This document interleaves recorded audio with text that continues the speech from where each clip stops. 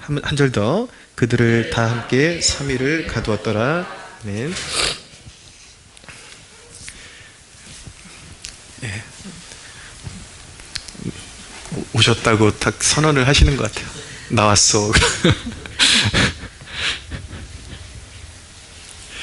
예, 오늘 장면이 이제 야곱에게로 넘어왔습니다. 드디어 이제 바로가 꾼 꿈대로 풍년이 지나고 7회의 풍년이 지나가고 7회의 이제 흉년이 들이닥치게 된 것입니다.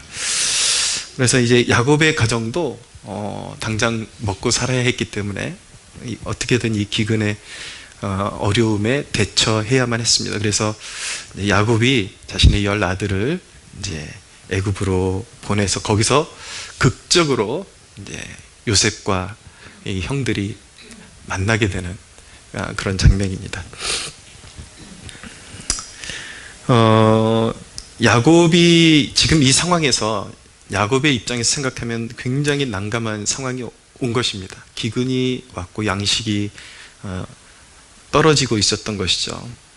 그러나 성경이 보여주는 바 모든 순간마다 하나님은 야곱에 선하셨습니다. 여러분이 신앙생활하면서 아무리 여러분들이 사리 분별이 재빠르고 세상적인 지식이 많다고 할지라도, 그래서 여러분들이 어떤 사안을 판단할 때에 합리적으로 판단했다 할지라도, 그래서 이것은 불가능하다, 이것은 될 수가 없다, 그렇게 여러분들이 판단을 해도 여러분들의 그 모든 판단 위에 하나님의 선하심을 포함하지 않은 판단은 결코 옳은 판단이 아닌 것입니다. 오늘 본문에서 이제 하나님의 선하심이 묻어나는 대목이 무엇인가를 우리에게 가르쳐주고 있는데, 내용들을 보면 다 어떤 인간의 입장에서 보면 다 어떤 되게 불리하고 되게 맞닥뜨리기 껄끄러운 상황이 지금 계속 진행되고 있는데, 이것을 기록하신 성령의 조명하심 가운데 보면 이 순간마다 하나님의 선하심이 깃들어 있다는 것을 여러분들이 발견하게 될 것입니다. 그래서 이 본문의 어떤 대목에서 하나님의 선하심이 드러나는지 제가 여러분들에게 말씀드릴 텐데, 첫째는 야곱조차도 하나님의 일하심을 다 이해할 수는 없었다라는 그 대목에서도 하나님의 선하심을 볼 수가 있습니다. 이제 애굽의 양식을 구하러 보낼 때에 오늘 말씀에 보면은 좀 눈여겨볼 대목이 자신의 막내 아들 베냐민은 굳게 보내지 않기로 결단했다라는 것입니다. 근데 그 이유가 4절에 나타나고 있는데, 야곱이 요셉의 아우 베냐민은 그의 형들과 함께 보내지 아니하였으니 이는 그의 생각에 재난이 그에게 미칠까 두려움이었더라 라고 말씀하고 있습니다. 야곱은 요셉을 잃고 평생을 상처 속에 살아야만 했습니다. 여러분, 이 대목 참 위로가 되는 대목입니다. 여러분들만 세상을 살면서 상처 속에 살아가는 것이 아니라 위대한 믿음의 사람 야곱조차도 그의 일생의 상당한 부분을 상처 속에 살아가야만 했다라는 것, 그것이 바로 하나님과 동행하는 삶의 일부분이라는 것을 여러분들이 알 필요가 있습니다. 야곱은 어떤 특정한 상황만 되면 또 다른 아들을 잃을 것이라는 강박증에 시달려야만 했습니다. 이미 어떤 상황 속에서 자기가 사랑하는 아들 요셉을 잃어버렸기 때문에 어떤 비슷한 상황이 좀 연출되거나, 분명히 그런 상황은 아닌데 약간의 어떤 그런 모드가 조금 불안해진다 그러면 또 그 남아있는 아들 하나를 잃어버리게 될까봐, 이제 라헬에게서 난 아들이기 때문에 더 이렇게 애착이 있는 것이거든요. 잃어버리게 될까봐 그 두려움에 시달려야 했던 것입니다. 여러분, 이 대목 잘 여러분들 숙지하셔야 됩니다. 어떤 상황을 맞이할 때에 상처로 빚어진 상황 인식은 치유의 손길마저 두려워하게 되는 것입니다. 지금 사실 이 애굽으로 부르시는 하나님의 손길은 무엇이냐면 하나님의 치유의 손길인 것입니다. 야곱의 가정을 치유하시고 싸매시기 위해서 하나님께서 애굽으로 부르시는 과정인데, 야곱은 요셉을 잃어버렸던 그 과거를 회상하면서 이런 상황이 또 내 사랑하는 아들, 정말 그 귀한 너무나도 막내 아들을 또 잃어버릴 수 있는 그런 상황이 될 수도 있다라는 그 두려움과 그 강박증 때문에 무언가 결단해야 될 때 마음 놓고 결단할 수 없는 그런 이제 상태가 되어버린 것입니다. 그래서 여러분, 이 야곱의 케이스를 잘 교훈으로 삼아서 하나님께서 여러분들에게 주시는 마음이 무엇인지를 잘 깨닫고 순종할 수 있어야 하는 것입니다. 이제 과거의 상처는 과거로 흘려보내고 하나님의 새로운 역사를 맞이할 마음의 준비를 해야 하는 것입니다. 할렐루야. 네, 보세요. 제가 목회를 하면서 과거의 어떤 교회에서나 어떤 상황 속에서 이렇게 상처를 받았던 그런 이제 성도들은 강단에서 올바른 개념들이 선포되고 있음에도 불구하고 어떤 그때 받았던 상처와 개념이 비슷한 상처가 오버랩되거나 그러면 그게 치유의 과정인데도 불구하고 그 주제를 잘 받아들이지 못하는 그런 경향들이 있습니다. 어떤 관계의 문제라든지 어떤 재정의 문제라든지 이렇게 어떤 어디서 한번 된통 당했던 그런 기억들이 있으면 그것을 계속 떠올리면서 이제 어떤 올바른 메시지가 선포되고 있음에도 불구하고 자꾸 그거에 또 다른 어떤 상처를 받을까봐 두려워하고 그 메시지, 그 과거에 매여 있는 그런 경우들을 생각보다 자주 목격하게 되는데, 그런 것들을 얼른 씻어버려야 됩니다. 하나님께서 나를 새롭게 하시는 과정이라는 것을 믿고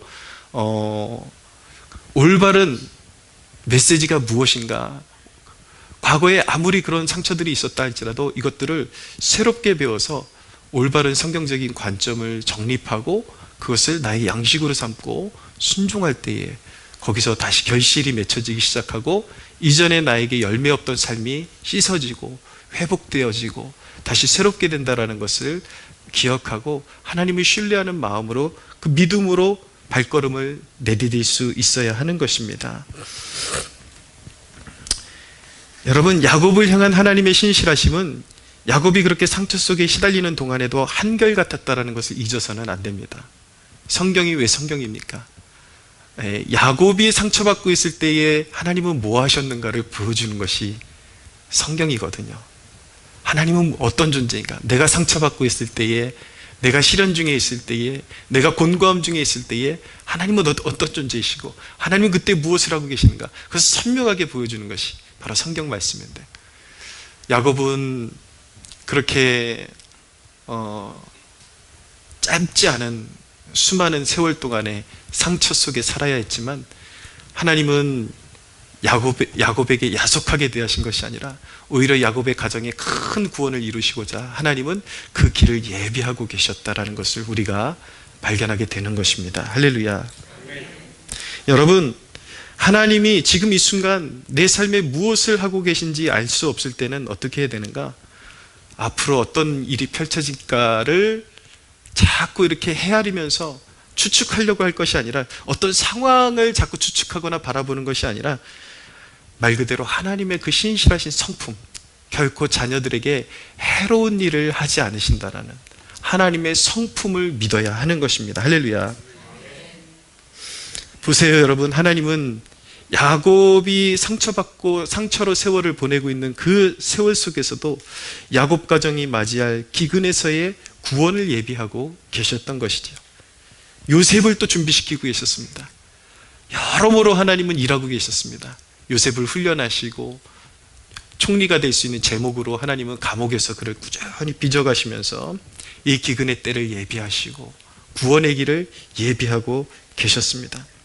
상처의 하루하루를 보낼 때에도 아무것도 못하고 지내는 우리의 삶의 그 동안에도 하나님은 가장 선하신 계획을 가지고 여러분들 한 사람 한 사람을 위해서 일하고 계신다는 것을 결코 의심하지 않는 믿음의 백성들 되시기를 축복합니다. 두 번째, 하나님의 선하심을 어떤 대목에서 발견할 수가 있는가? 기근 속에서 요셉을 향하신 뜻을 성취해 가셨다는 대목에서도 하나님의 선하심을 엿볼 수가 있습니다. 6절에 보니까 이제 드디어 형들이 애굽에 오게 되었는데, 그들이 요셉과 총리가 된 요셉에게 탁 마주대하는 순간 그들이 땅에 엎드려 절하게 되었습니다. 그때 요셉은 하나님이 주신 꿈을 선명하게 떠올릴 수가 있었습니다. 그것이 바로 9절입니다. 요셉이 그들에게 대하여 꾼 꿈을 생각하고, 얼마나 감동적이고 얼마나 그 순간에, 짧은 순간에 소름이 돋았을까요? 얼마나 하나님의 그 신실하심을, 하나님의 선하심을 그가 체감적으로 그 짧은 순간에 느끼며 감격했을까요? 여러분, 성경에 나타나는 하나님은 시종일관 언약의 하나님이십니다. 그의 사랑하는 백성들과 함께 언약을 맺으시고 하신 약속을 끝까지 지키시고, 하나님이 하나님의 생명다의 약속을 지키시는 것이 바로 복음입니다. 할렐루야. 예. 우리도 예수 그리스도, 우리 주님과 함께 언약으로 맺어진 관계라는 것을 우리가 끊임없이 기억해야 됩니다. 우리 믿음 안에서 나를 믿는 자는 죽어도 살 것이고 영원한 삶에 참여하게 될 것이고, 다시는 그 죄가 기억되지 않을 것이며, 마지막 날에 부활의 몸으로 살아날 것이요 하늘의 상급을 얻게 될 것이요, 영원한 안식 속에서 하나님 아버지와 함께 영원토록 천국의 유업을 받게 될 것이라는, 그 천국에서 하나님과 함께 살게 할 것이라는 그 약속을 이루시는 분이 우리가 믿는 하나님이십니다. 할렐루야. 죄와 기근과 사망도 하나님의 약속을 파기할 수는 없습니다. 잘 기억하십시오, 여러분. 우리 안에서 드러나는 죄가 가볍다라는 얘기가 아니에요. 이따가 이 부분을 보충 설명할 건데, 큰 개념 안에서 결론적인 개념을 제가 선언하고 있는 것입니다. 우리의 약함도, 죄악도, 기근도, 사망도 우리를 향하신 그리스도 예수 안에서 맺어진 하나님의 약속을 파기할 수는 없습니다. 믿으십니까? 여러분, 그렇기 때문에 우리 인생의 과제는 예수님을 뜨겁게 사랑하는 것입니다. 예수님을 뜨겁게 사랑하는 것보다 중요한 게 어디 있습니까? 바로 그 사랑 안에서 주님이 날 먼저 사랑하셨다는 것을 굳건하게 믿고, 그 사랑을 의심치 않고 그 사랑 안에 거할 때에 하나님이 허락하신 약속들이 우리의 삶 가운데 이루어져 가는 것입니다. 할렐루야. 어제 제가 우리 교단 저희가 속한 용천노회 노회 모임에 봄노회 이제 소집이 있어서 목사님들 모이는 모임에 다녀왔습니다. 다녀온 교회가 역삼동 한복판에 가장 큰 교회 중에 하나예요. 그 교회 담임 목사님이 제가 청년 시절에 그런 그때 저희 교회 오셔서 임직 예배 인도해 주셨던 이준호 목사님이 그때 당시에 저희 청년부의 전임 전도사였고, 어제 다녀왔던 그 교회의 담임 목사님이 제가 청년 시절에 그 이준호 목사님의 선임 목사님이었습니다. 그래서 그분이 이제 명성교회 김삼환 목사님 사위 목사님이신데, 지금 역삼동에 우리 지금 노회에서는 아마 교세가 가장 큰 교회 담임 목사님으로 계십니다. 근데 뭐 저는 구석에 이제 가가지고 뭐 목사님한테 인사하러 가기도 너무 멀게 느껴지니까 일부러 인사하러 가지는 않았어요. 근데 쉬는 시간에 그 교회 주보를 보게 되었는데, 주보에 지난주에 등록한 사람 명단이 쭉 나오는데 한 주에 등록한 사람 명단이 우리 교회 전체 인원보다 더 많은 거예요. 그것을 딱 보면서 느껴지는 게, 뭐 느낌이나 뭐 생각 같은 건 없었어요. 근데 어디선가 막 이렇게 아련하게 뭐가 막 이렇게 막 솟구치는, 그게 무슨 느낌인지 저도 해석이 잘 안 되더라고요. 내가 왜 이러지? 그러면서 순간 정신을 집중하고서 하나님 감사합니다. 한국교회 아직도 이렇게 사람들이, 흩어졌던 사람들이 교회 안으로 모일 수 있다는 것이 참 너무 감사하고, 아직까지 우리 한국교회에 소망이 있다는 것을, 그것에 감사합니다. 감사기도 마음으로 감사하고 이제 노예 식사 시간이 됐어요. 오전 타임이 끝나고 식사 시간이 됐는데 이제 7층으로 올라가야 되는데 교회 본당에서 나가는데 바로 앞에 그 목사님이 계신 거예요. 사람들하고 인사를 나누고 있는데 그래도 인사는 해야 되겠다. 근데 그분하고 저하고 조금 어떻게 보면 은사 목사님이신데 좀 껄끄러운 게 그 이준호 목사님하고 그분하고 같이 저희 담당이셨는데 이준호 목사님은 저를 되게 사랑해 주셨는데 그분은 왠지 저를 되게 좀 싫어하셨어요. 그게 느껴졌어요. 그런 표정이나 그런 것들이 너무 느껴져가지고 별로 이렇게 가까이 가기 별로 이렇게 원활하지 않은 그런 분이었는데 그래도 인사는 드려야지 그러고 앞에 가서 안녕하십니까 했더니 딱 보시더니 야 이제 가닥 나온다 그러시는 거예요. 가닥 나. 그래서 어디서 야 뭐하냐 어디서 목회하냐 그러길래 이제 여기 성신여대 근처에서 목회합니다. 개척했습니다. 그랬더니 교회 이름이 뭐야? 그랬더니 본 어게인 교회입니다. 그랬더니 목사님 갑자기 인상이 갑자기 썩소도 아니고 뭐 이상한 표정을 지으시더니 갑자기 알았다고 가서 밥 먹으라고 이렇게 하는데 모르겠어요. 그분의 마음을 제가 다 읽을 수는 없지만 순간적으로 제 해석이 가서 밥이나 먹어라 그냥 좀 약간 홀대하는 것 같아가지고 근데 아닐 수도 있어요. 그분도 어색하시고 그러니까 그냥 제가 그냥 느끼기에 좀 자격지심인지 모르겠는데 그래서 이제 속으로 목사님 여전히 밉상이시다. 나한테 밉상이네. 저 표정이나 뭐 하나하나 진짜 밉상이다. 그래서 밥 먹고 노회를 이제 뭐 오후 쭉 보내고 마치고 집으로 이제 운전해서 오는 길에 어떤 생각이 들었냐면 이건 뭐 제 느낌을 얘기하는 거니까 그 밉상이 얼마나 설교 잘하는지 한번 들어봐야 되겠다. 그래서 차에서 오다가 그 유튜브로 그분 설교를 딱 틀어놨어요. 근데 진짜 인간적인 감정으로는 밉상이지만 은혜를 얼마나 많이 받았는지 몰라요. 이게 하나님의 메시지는 이게 어떤 그 사람의 주관적인 영역이라기보다도 말 그대로 그분도 주의 종이기 때문에 하나님의 메시지를 선포하는 거니까 그냥 그 사람에 대한 어떤 편견이 없이 그 메시지를 쭉 듣는데 너무 은혜가 되는 거예요. 그러면서 아직까지 그래도 그렇게 살아있고 사람들이 많이 찾아오고 그런 교회가 존재한다라는 것이 너무 감사하게 여겨졌는데 그 목사님 설교 들으면서 한 가지 은혜가 되었던 부분이 이분이 원포인트 설교를 하시더라고요. 오로지 딱 한 가지 딱 주제만 그냥 계속 부연 설명하시는 그런 설교인데 두려움에 대한 설교를 하시더라고요. 두려움이 우리 인생을 그르친다. 그래서 하나님 앞에 잠잠히 있는 법을 배워야 된다라는 그런 단순한 설교였는데 잠잠히 있는다라는 것은 그냥 꼼짝 안 하고 가만히 있는다라는 뜻이 아니라 믿음의 상태에 잠잠히 있으라는 뜻이다.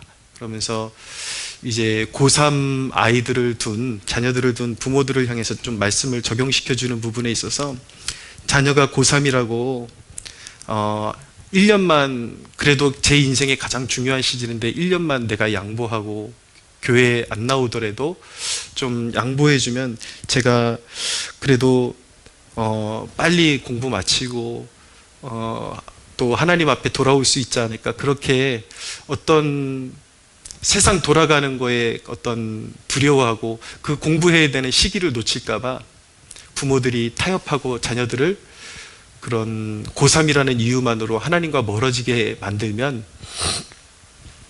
결국에는 그렇게 한번 떠나갔던 자녀들이 평생을 안 돌아올 수도 있다.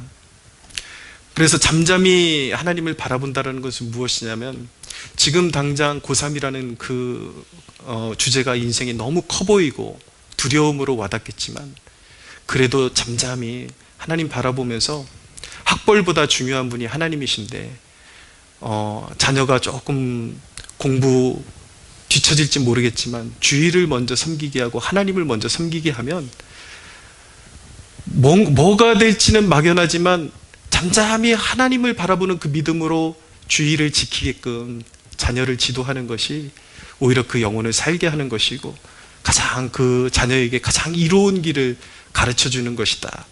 그 대목을 말씀하시는데 정말 은혜가 되더라고요. 할렐루야.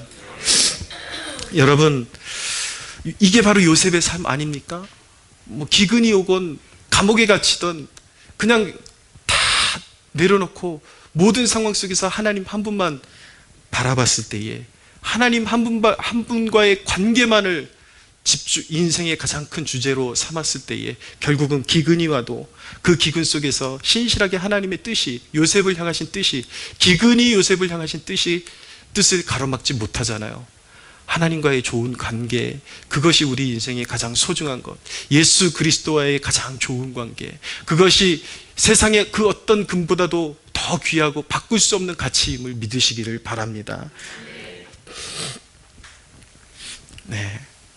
그 관계를 중요시하니까 하나님의 선하심이 요셉의 삶을 떠나지를 않잖아요. 자, 세 번째, 요셉의 형들이 맞닥뜨린 공경 속에서도 하나님의 선하심은 드러납니다. 형들은 요셉을 대면하게 되면서 정탐꾼으로 일순간 몰리게 되었습니다. 요셉은 이미 형들을 용서한 상태였습니다. 마음으로.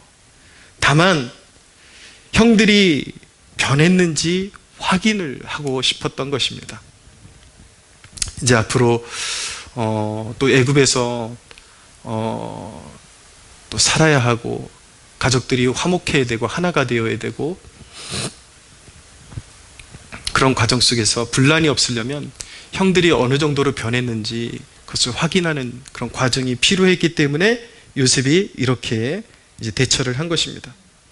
그런데 중요한 사안 한 가지는 하나님은 야곱에게서 나온 요셉의 형들도 사랑하셨다라는 것입니다. 그들이 이스라엘이기 때문에 사랑하셨다라는 것입니다.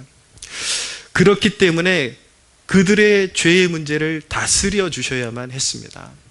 여러분, 하나님의 사랑은 죄보다 크다라고 말을 할 때에 죄가 괜찮다라는 것이 아닙니다. 그 죄의 상태에 그대로 두면 멸망하기 때문에 하나님께서 친히 개입하셔서 그 죄의 문제를 다스려 주셔서라도 구원해 내신다라는 뜻인 것입니다. 할렐루야.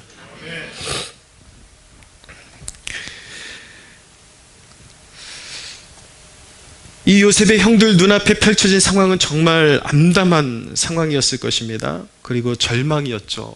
지금 양식도 떨어졌는데 또 와가지고 이렇게 정탐꾼으로 몰리게 되었으니 과연 내일의 소망이 있을지 전혀 보이지 않는 암담한 그런 상황이었지만, 여러분, 이 절망적인 상황을 통해서 하나님께서 요셉의 형들에게 이루고자 하셨던 것은 첫째로 회개를 이루어서 더 온전하게 하시고자 하심이었던 것입니다. 과거에 요셉에게 했던 죄를 떠올려 주시고, 우리가 정말 잘못했구나, 하나님 앞에서 하나님이 정말 그 죄의 문제를 다스리시는 정말 살아계신 하나님이시구나, 그것을 깨닫고 그 죄의 문제를 해결하시기 위해서 회개해서 더 온전한 지체들로 빚어가시기 위해서 이런 절망적인 상황을 허락하시고, 또 하나님께서 허락하신 이 상황은 요셉의 형들에게도 마찬가지로 기근에서 구원하시는 하나님의 손길이었다라는 것을 알게 되는 것입니다.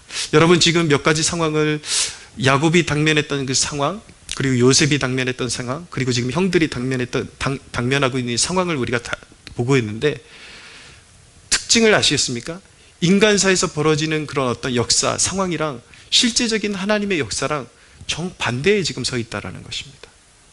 다 상처받고 쓰러지고, 그리고 뭐가 꼬이고, 역사가 내가 원하는 것과 반대로 흘러가는 것 투성이었는데, 알고 보니까 하나님의 역사의 정방향이었어요. 여러분, 우리 삶에 중요한 것은 무엇이냐면, 우리 인생에 꼬이느냐가 중요한 것이 아니라 우리가 서 있는 그 위치가 하나님의 역사에서 정방향인가, 이것이 더 중요한 것입니다. 할렐루야. 근데 그것을 어떻게 할 수 있는가? 내가 서 있는 방향이 인생의 정방향인가, 하나님의 역사에서 정방향인가, 그것을 어떻게 할 수 있는가? 믿음으로 알 수 있는 것입니다.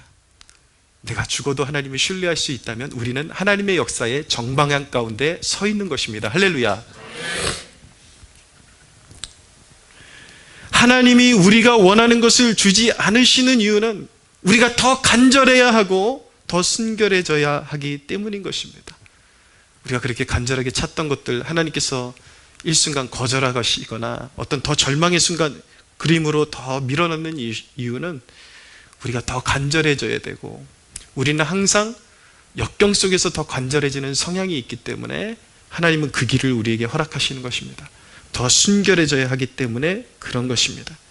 여러분, 우리 주 예수 그리스도는 선한 목자가 되십니다. 할렐루야. 주님의 신실하심을 믿는 자마다 그 선하심을 풍성하게 나타내시는 하나님이십니다. God is good all the time. 할렐루야. all the time. 모든 순간마다 하나님은 선하십니다. 하나님은 자비하십니다. 할렐루야. 여러분, 그리스도 안에서 하나님은 우리에게 항상 선하십니다. 교회와 하나님과의 좋은 관계가 곧 가정의 평안이고 국가의 안보인 것입니다. 할렐루야. 그래서 교회가 모이는 것이 그렇게 중요한 것입니다. 교회와 우리의 주권자가 되시는 주님의 관계가 올바라야 되고 친밀해야 되고 성숙해야 되기 때문에, 그래서 교회가 날마다 모이기를 힘써야 하는 것이고, 성령 안에서 그분과의 좋은 관계를 맺어갈 때에 여러분, 역사의 방향과 하나님의 역사의 정방향은 많은 괴리감이 있는 것처럼 보여질 수 있다는 것 기억하십시오. 이 민족의 세상사도 보면 하나님을 대적하고 항상 역사가 우리가 바라는, 어쩌면 우리가 기도하는 것과 늘 거꾸로 돌아가는 그런 상황이 펼쳐지는 것처럼 보이겠지만, 관건은 눈에 보이는 역사가 흐르고 있는 방향이 아닙니다. 그 민족의 교회가 어느 쪽으로 서 있느냐가 중요한 것입니다. 할렐루야. 주님과의 올바른 관계성 안에 있는가? 우리가 주님과의 올바른 관계성 안에 있을 때 그 보좌에서 여러분, 그 피와 그 은혜는 계속해서 흘러넘칠 것입니다. 하나님께서 믿는 자들을, 요셉을 보시고 야곱을 생각하시고 역사를 이끌어 가셨던 것처럼 하나님의 교회를 바라보시고 역사를 가장 선하게 이끌어 주실 것입니다. 사랑하는 여러분, 인생에 지칠 때가 올 것입니다. 앞이 안 보일 때가 있을 것입니다. 역사가 막장으로 돌아가는 그런 상황으로 보일 때가 있을 것입니다. 그럴 때마다 하나님의 선하심을 떠올리십시오. 할렐루야. 하나님은 항상 선하십니다. 모든 순간마다 선하십니다. 그분이 바로 우리가 믿는, 우리가 고백하는 하나님이십니다. 할렐루야. 우리 하나님께 영광의 박수 올려드리겠습니다.